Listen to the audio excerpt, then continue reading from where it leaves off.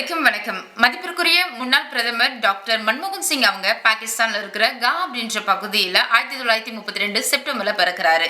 1947ல India Pakistan பிரிவுக்கு அப்புறமா அவங்க குடும்பமா இந்தியாவுக்கு அமிர்தசரஸ்ல குடிபெயர்றாரு. ஆக்ஸ்போர்ட் நிறுவனத்துல அவர் தன்னுடைய டாக்டரேட் பட்டத்தை முடிக்கிறார்.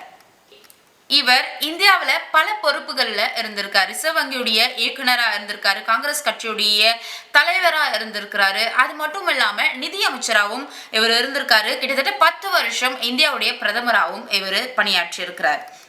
மன்மோகன் சிங் கிட்டத்தட்ட இந்தியாவுடைய இக்கட்டான சூழல்ல எல்லாத்திலுமே சரியான முடிவுகளை எடுத்திருக்கிறாரு. இந்தியாவை பொருளாதார வீழ்ச்சியிலிருந்து மீட்டெடுத்துக்கு மிக முக்கியமான காரணமா மன்மோகன் சிங் அவர்கள் இருந்திருக்காங்க. அதுக்கு ஒரு எடுத்துக்காட்டு தான் 1991ல இந்தியா மிக கடுமையான பொருளாதார வீழ்ச்சியை சந்திக்குது. அப்ப இருந்த PV நரசிம்மராவ் அவங்க பிரதமரா இருக்கிறாரு. அவர் அரசியல் இல்லாத ஒரு தலைவரை நிதி அமைச்சரா எடுக்கணும் அப்படின்னு சொல்லி முடிவு பண்றாரு. அதற்கு சரியான நபரா மன்மோகன் சிங் அவர்களை தேர்ந்தெடுக்கிறாங்க.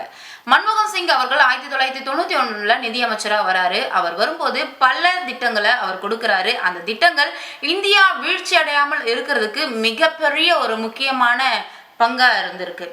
அது மட்டும் இல்லாம இந்தியாவுடைய பொருளாதார வளர்ச்சியை அடுத்த கட்டத்துக்கு கொண்டு சென்றதும் மன்மோகன் சிங் அவர்கள் கொடுத்த திட்டங்கள் தான்.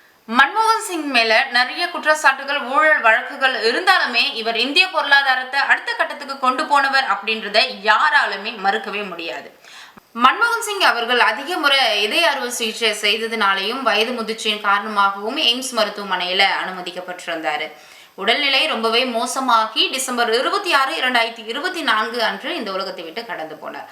அவர் இந்த உலகத்தை விட்டு கடந்து போனாலுமே அவர் இந்தியாவுக்காக ஆற்றிய பணிகளும் அவர் இந்தியா பொருளாதாரத்தை எடுத்து சென்ற விதமும் யாராலுமே மறக்கவும் முடியாது, மறுக்கவும் முடியாது அப்படின்றது தான் நிதர்சனமான உண்மை. நன்றி.